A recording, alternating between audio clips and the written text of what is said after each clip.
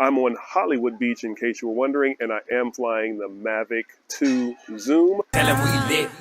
Damon here with Complete Media. Today I am going to be in a little bit of a rush because I'm at the beach. It's 5 o'clock and I want to get the drone up before sunset, which is going to be in about an hour or so.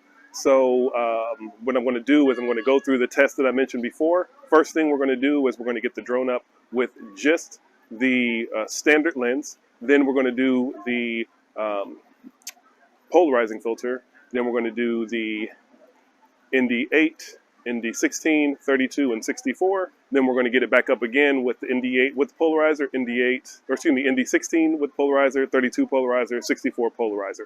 So what I'm going to do is basically just get the drone straight up in the air, do a pan from ground to horizon, and then land the drone. And that's going to be with every single one. I'm also going to show the settings in the drone. It's always going to be at 1/60th or 1/60. Then I'm going to probably have to adjust from 100 to 200, 400, etc. To make sure that it's not super blown out. But you'll see all those settings. I'll try and keep it as flat as possible. But that's what we're doing right now. I'm going to hurry because I got a lot of up and down with this drone. And I've only got about an hour before the sun sets. And I really want to get it as close to the same time as possible. All right, so the next thing you're going to see is going to be the drone up.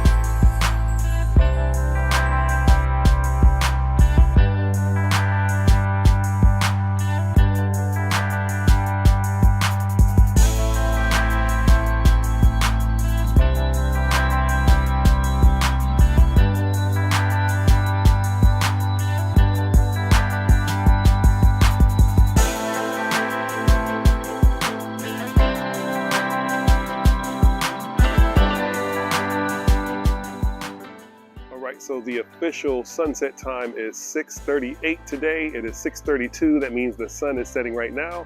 I went ahead and got the drone up as best that I could. I started off with just the standard lens on there. Then I went over to the polarizer, the CPL.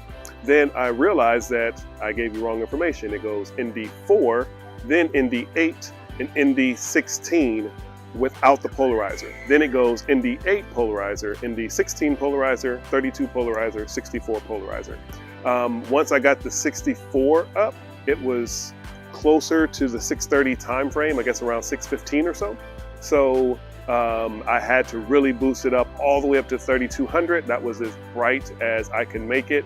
And then I just, with the other filters, what I did is I did a screen record on my phone. So you'll see some footage from the drone and some footage from the phone where you can see the actual settings. So I went from 100 to 200, 400, 800, 1600, 3200, so you can see the different settings with all of the filters. So I zoomed completely in and then also adjusted so you can see the different brightness levels, a lot of different variations there. I don't think I'm going to fly the drone without a filter on at all.